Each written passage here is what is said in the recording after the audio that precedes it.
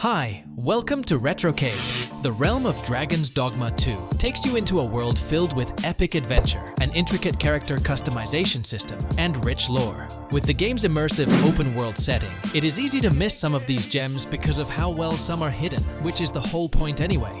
The following are some of the Easter eggs, references, and hidden details you can look out for the next time you play Dragon's Dogma 2.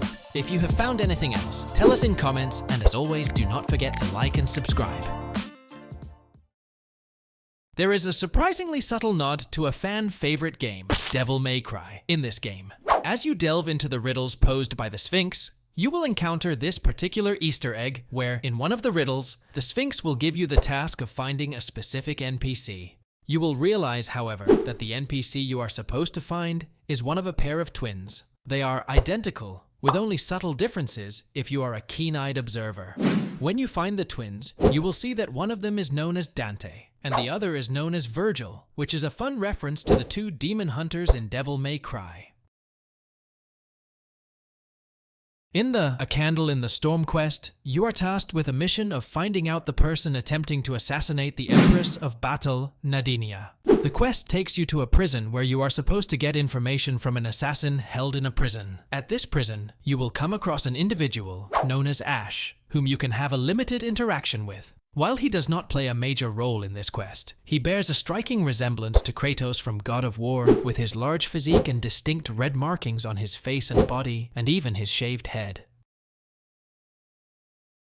Using catapults in the game is fairly common, but did you know you could also use catapults to unlock hidden pathways? You can take these seemingly inactive war machines, position them at strategic locations, and use them to lob projectiles at walls or certain areas to reveal hidden areas. The game does not explicitly show this functionality, but a well-placed shot can even unlock entirely new sections of the map.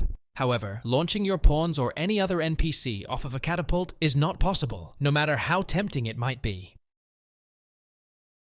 Sometimes, you may come across some characters who break the fourth wall and indirectly acknowledge the fact that they are in a game, or rather a simulated environment, with predetermined outcomes. One instance of this is from your interaction with the Rivage Elder, who can be found along the shores of Harv Village. If you pay attention to what he says, you will hear him mention that the world you are currently in is not the real one, and that some events repeat themselves endlessly, with entities such as the Brine, preventing one from venturing freely beyond. Mayhap 'tis beyond your ken, but this world of ours is not the real one. This world is a cycle. The dragon emerges, the dragon is slain, and just when we think we have found peace at last, the dragon appears once more. 'Tis endless, endless, yet such is the lot of those who reside in a false world like ours. The real world is not nearly so stagnant. All manner of things occur there. 'Tis a far more fearsome existence than ours, to be sure. Is there a way to travel to the real world, you ask? Must I do all the thinking here? Ponder that yourself. What I will say is that I believe the cycle will continue unbroken for as long as the dragon continues to be slain. You doubt your ears, but I speak truly. I have beheld the real world with my own eyes.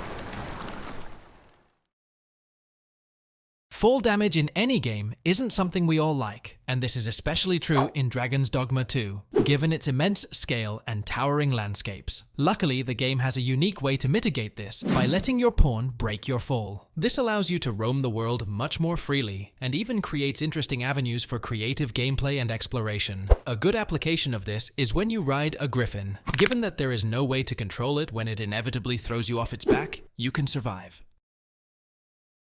There is a hidden detail that can be found in the Waterfall Cave. The cave itself can be found on the eastern side of the Border Watch Outpost settlement. You can start your journey at the Northern Vermin checkpoint and head towards Melv, where you will find a path leading to the waterfall, where you will find the entrance to the cave. Once you are inside the waterfall, you can explore it, where you will come across a destructible wall. The wall may be a bit tough to find, but when you do, you should destroy it, which will reveal a secret passage filled with consumables, gold, and other things. Explore the Seafloor Shrine, which is actually the remnants of Gran Soren, the city from the original Dragon's Dogma. Detailed comparisons between the two games showcase the similarities and nods to the original.